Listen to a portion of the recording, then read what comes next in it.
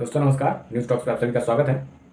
दोस्तों, बिहार के एक बहुत चर्चित आईपीएस अधिकारी और पूर्णिया के आईजी शिवदीप लांडे ने आज इस्तीफा दे दिया अपने आईपीएस पद से। और वो जो है महाराष्ट्र के रहने वाले हैं मूल रूप से, लेकिन वो बिहार कैडर के आईपीएस थे और 18 साल अपनी सेवाएं जो है बिहार में दी हैं।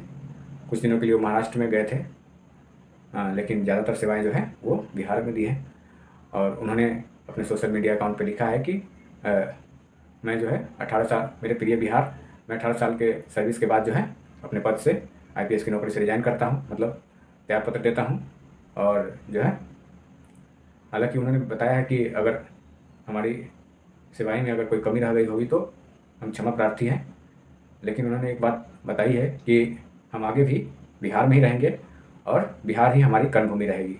इससे स्पष्ट हो जाता है कि वो बिहार में ही रहेंगे और कुछ बड़ा करने वाले हैं, इसलिए वो इस्तीफा दे रहे हैं। बताया जा रहा है कि वो जन स्वराज पार्टी भी ज्वाइन करेंगे।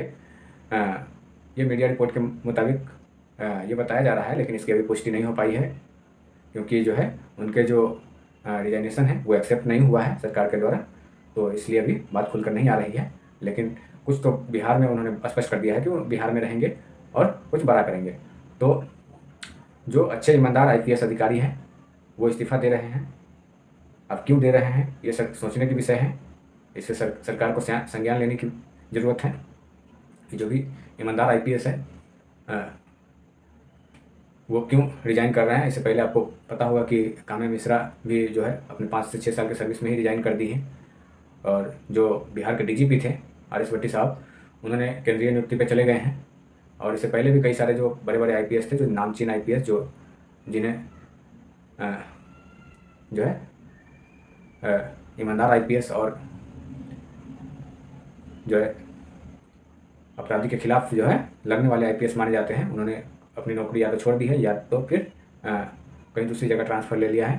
तो ये सोचने का विषय है कि जो ईमानदार आईपीएस है बिहार में क्यों नहीं रहना चाहते हैं। जब अगर ईमानदार आईपीएस बिहार में नहीं रहेंगे तो कैसे जो है क्राइम व्यवस्था जो है बिहार की कैसे सुधरेगी, लॉ एंड ऑर्डर कैसे मतलब सुदृढ़ होगी। तो इस पर सरकार को जो है सोचना चाहिए। और शिवदीप लांडे आगे क्या फैसला लेते हैं ये भी आने वाले दिन में आपको बताऊंगा।